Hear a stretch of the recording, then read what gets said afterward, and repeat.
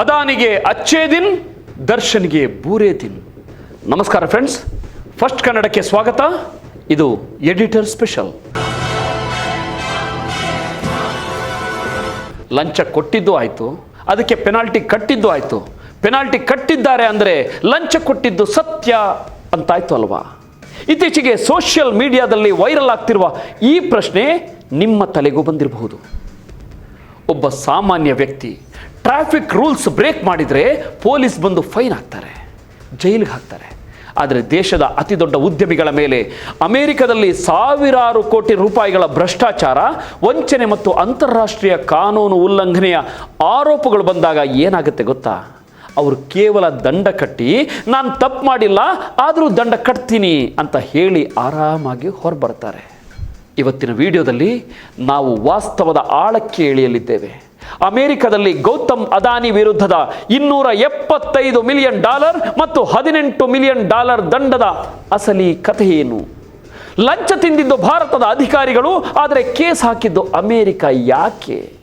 ಮೋದಿಯವರ ಸರ್ಕಾರ ಈ ಬಗ್ಗೆ ಯಾಕೆ ಮೌನವಾಗಿದೆ? ಮತ್ತು ಇದೆಲ್ಲವನ್ನ ನಟ ದರ್ಶನ್ ಅವರ ರೇಣುಕಾಸ್ವಾಮಿ ಕೊಲೆ ಕೇಸಿಗೆ ಹೋಲಿಸಿ ನೋಡಿದಾಗ ನಮ್ಮ ನ್ಯಾಯಾಂಗ ವ್ಯವಸ್ಥೆಯಲ್ಲಿ ಇನ್ಫ್ಲೂಯೆನ್ಸ್ ಅನ್ನೋದು ಎಲ್ಲರಿಗೂ ಬೇರೆ ಬೇರೆಯಾದ ಕಾನೂನಾ?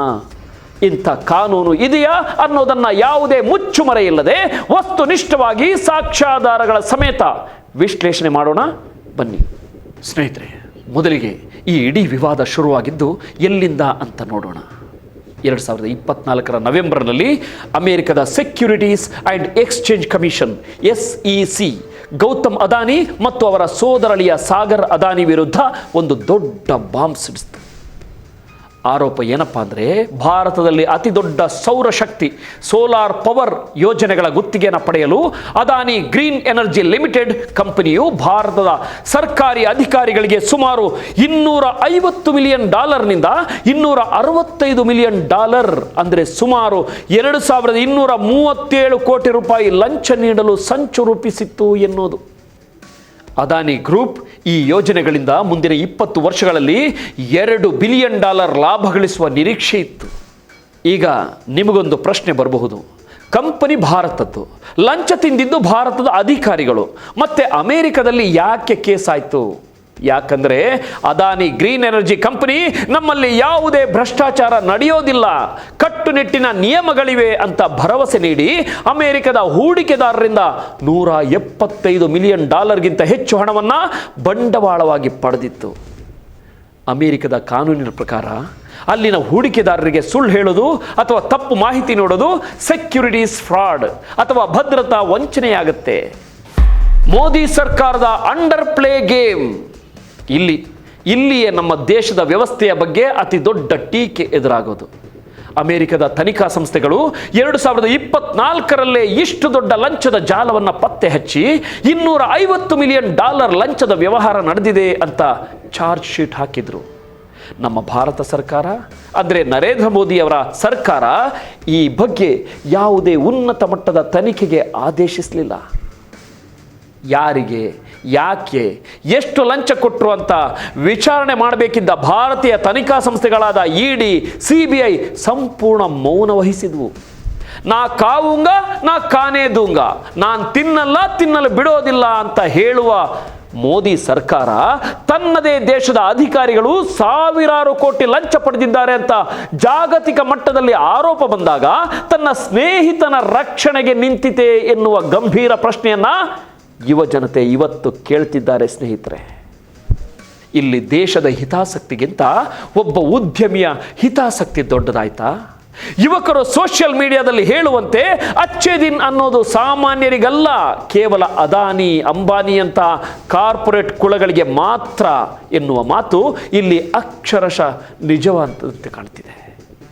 ಮೋದಿಯವರು ಪದೇ ಪದೇ ಅಮೆರಿಕಕ್ಕೆ ಹೋಗೋದು, ಅಲ್ಲಿನ ಅಧ್ಯಕ್ಷ ಟ್ರಂಪ್ನನ್ನು ಎಳೆದೆಳೆದು ತಂಬ್ಕೊಳ್ಳೋದು, ಟ್ರಂಪ್ ಹೇಳೋದಕ್ಕೆಲ್ಲ ಗೋಣ ಆಡಿಸೋದು, ಕೂತ್ಕೋ ಅಂದರೆ ಎಸ್ ಬಾಸ್ ಅನ್ನೋದು, ರಷ್ಯಾದ ಪೆಟ್ರೋಲ್ ತಗೋಬೇಡ ಅಂದರೆ ಓಕೆ ಬಾಸ್ ಅನ್ನೋದರ ಹಿಂದಿನ ಹಕೀಕತ್ತು ಏನು ಎಂಬುದರ ಬಗ್ಗೆ ಜನ ಮಾತಾಡ್ಕೊಳ್ತಿದ್ದಾರೆ.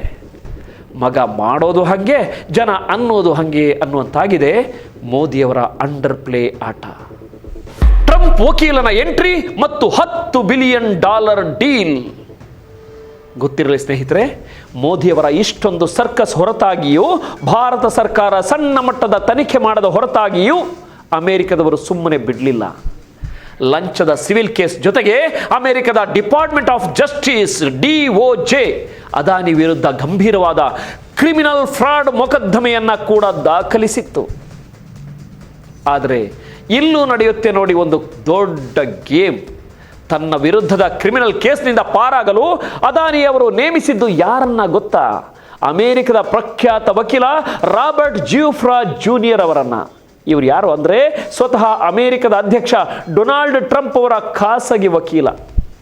ಟ್ರಂಪ್ ಅವರ ಕ್ರಿಮಿನಲ್ ಕೇಸ್ಗಳನ್ನು ನಿಭಾಯಿಸ್ತಿರುವವರು ಕೂಡ ಇವರೇ. ಅಂದರೆ ನಿಮಗೀಗ ಇಲ್ಲಿನ ಆಟದ ಮರ್ಮ ಅರ್ಥವಾಗಿರುತ್ತೆ ಅಲ್ವೇ? 2026 ಏಪ್ರಿಲ್ನಲ್ಲಿ ಅಮೆರಿಕದ ನ್ಯಾಯಾಂಗ ಇಲಾಖೆಯ ಅಧಿಕಾರಿಗಳ ಜೊತೆ ಈ ರಾಬರ್ಟ್ ಜ್ಯೂಫ್ರಾ ಒಂದು ಗೌಪ್ಯ ಮೀಟಿಂಗ್ ಮಾಡ್ತಾರೆ. ಆ ಮೀಟಿಂಗ್ನಲ್ಲಿ ಅವ್ರು ಕೊಟ್ಟ ಆಫರ್ ಏನು ಗೊತ್ತಾ? ನೀವು ಅದಾನಿ ಮೇಲಿರುವ ಕ್ರಿಮಿನಲ್ ಕೇಸ್ ವಜಾ ಮಾಡಿದ್ರೆ ಅದಾನಿ ಗ್ರೂಪ್ ಅಮೆರಿಕದಲ್ಲಿ $10 ಬಿಲಿಯನ್ ಅಂದರೆ ಸುಮಾರು 84,000 ಕೋಟಿ ರೂಪಾಯಿ ಬೃಹತ್ ಹೂಡಿಕೆ ಮಾಡಲಿದೆ ಮತ್ತು ಅಮೆರಿಕನರಿಗೆ 15,000 ಹೊಸ ಉದ್ಯೋಗಗಳನ್ನು ಸೃಷ್ಟಿಸಲಿದೆ ಅಂತ ಭರವಸೆ ಕೊಡ್ತಾರೆ.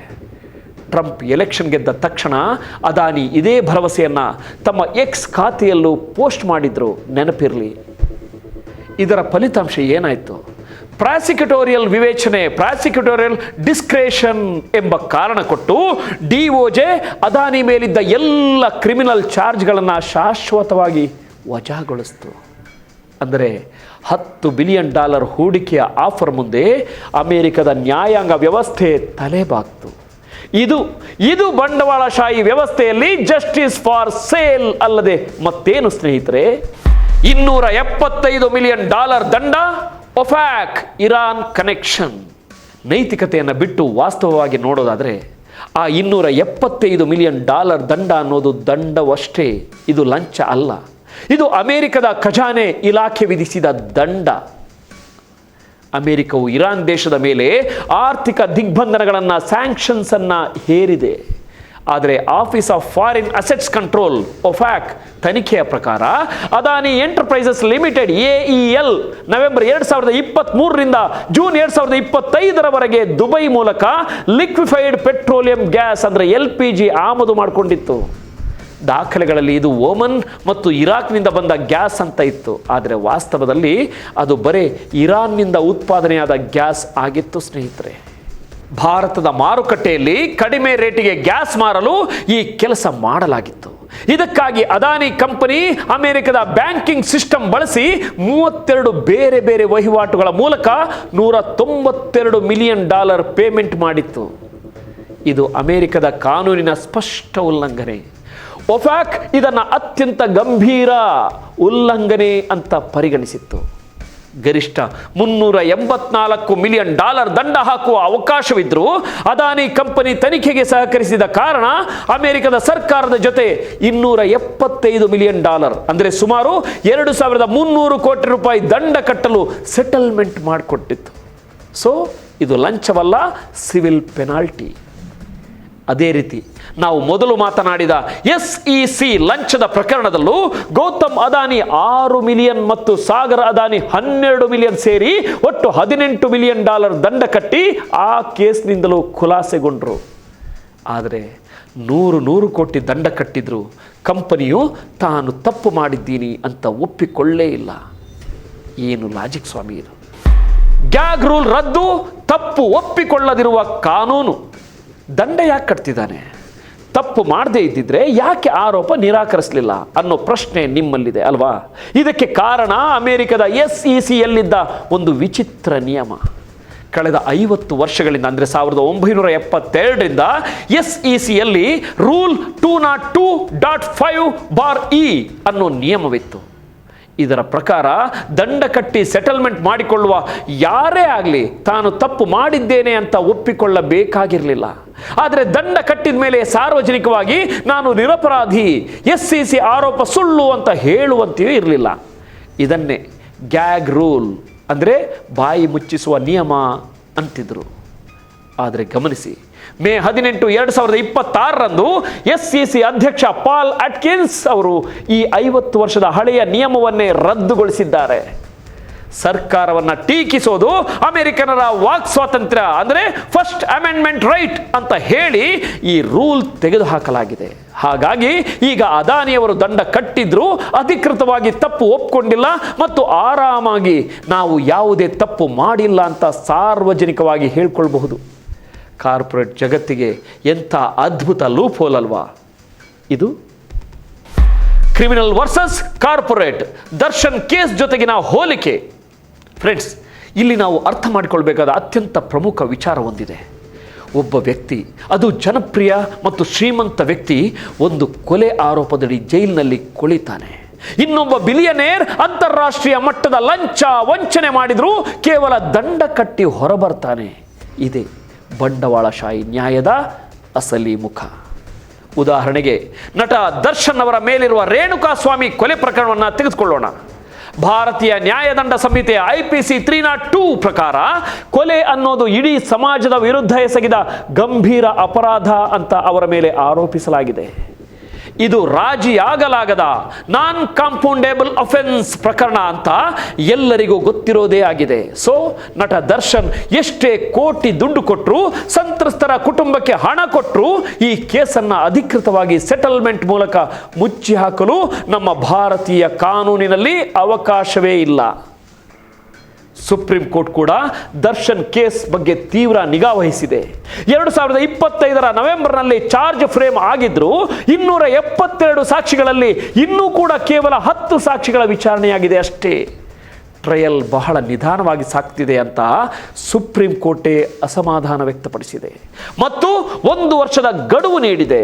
ಇಂಥ ಕ್ರಿಮಿನಲ್ ಕೇಸ್ಗಳಲ್ಲಿ ಹಣದ ಪ್ರಭಾವವಿದ್ದರೂ ಕಾನೂನಿನ ಪ್ರಕ್ರಿಯೆ ಕಡ್ಡಾಯವಾಗಿ ನಡೆಯಲೇಬೇಕು. ಅದು ನಮ್ಮ ಕಾನೂನಿಗಿರುವ ಘನತೆ. ಆದರೆ ಅದಾನಿ ಪ್ರಕರಣಗಳು ವೈಟ್ ಕಾಲರ್ ಕಾರ್ಪೊರೇಟ್ ಅಪರಾಧಗಳು.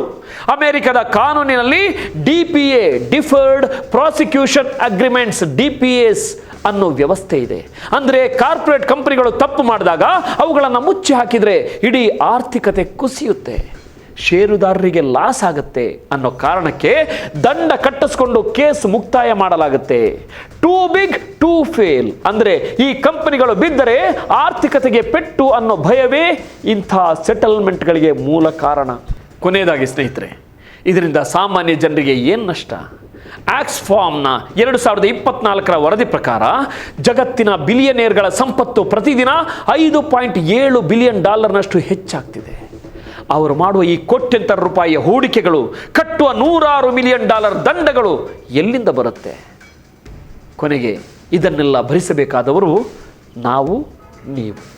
ಸೋಷಿಯಲ್ ಮೀಡಿಯಾದಲ್ಲಿ ಯುವಕರು ಕೇಳುವಂತೆ ಅದಾನಿಗೆ ಆದ ಲಾಸನ್ನು ಸರಿದೂಗಿಸಲು ಪೆಟ್ರೋಲ್, ಡೀಸೆಲ್ ಮೇಲೆ $20, ಗ್ಯಾಸ್ ಸಿಲಿಂಡರ್ ಮೇಲೆ $500 ಜಾಸ್ತಿ ಮಾಡಿದರೆ ಯಾರು ಕೇಳುವವರು? ಕಾರ್ಪೊರೇಟ್ ಶಕ್ತಿಗಳು ಪ್ರಜಾಸತ್ತಾತ್ಮಕ ಸರ್ಕಾರಗಳಿಗಿಂತ ಬಲಶಾಲಿಯಾಗಿ ಬೆಳೆದಿವೆ. ನ್ಯಾಯ ಎಲ್ರಿಗೂ ಸಮಾನ ಅನ್ನೋದು ಪುಸ್ತಕದ ಬದನೆಕಾಯಿಯಾಗಿದೆ. ಯಾವ ರೀತಿಯ ಕಾನೂನನ್ನು ಎಲ್ಲಿ ಎಷ್ಟು ಹಣ ಕೊಟ್ಟು ಬಗ್ಗಿಸಬಹುದು ಅನ್ನೋದನ್ನು ಮಾತ್ರ ಹಣ ಮತ್ತು ಅಧಿಕಾರ ನಿರ್ಧರಿಸುತ್ತಿದೆ. ಮೋದಿ ಸರ್ಕಾರದ ಅಚ್ಚೆ ದಿನ್ ನಿಜವಾಗಿಯೂ ಸಾಮಾನ್ಯನಿಗೋ ಅಥವಾ ಇಂಥ ಅಂತಾರಾಷ್ಟ್ರೀಯ ಮಟ್ಟದಲ್ಲಿ ವ್ಯವಸ್ಥೆಯನ್ನು ತಮ್ಮದಾಗಿಸಿಕೊಳ್ಳುವ ಕಾರ್ಪೊರೇಟ್ ದಿಗ್ಗಜರಿಗೋ? $10 ಬಿಲಿಯನ್ ಹೂಡಿಕೆಯ ಮುಂದೆ ಮಂಡಿಯೂರಿದ ಅಮೆರಿಕದ ನ್ಯಾಯಾಂಗ ವ್ಯವಸ್ಥೆಯನ್ನು ಏನನ್ನಬೇಕು ಸ್ನೇಹಿತರೆ?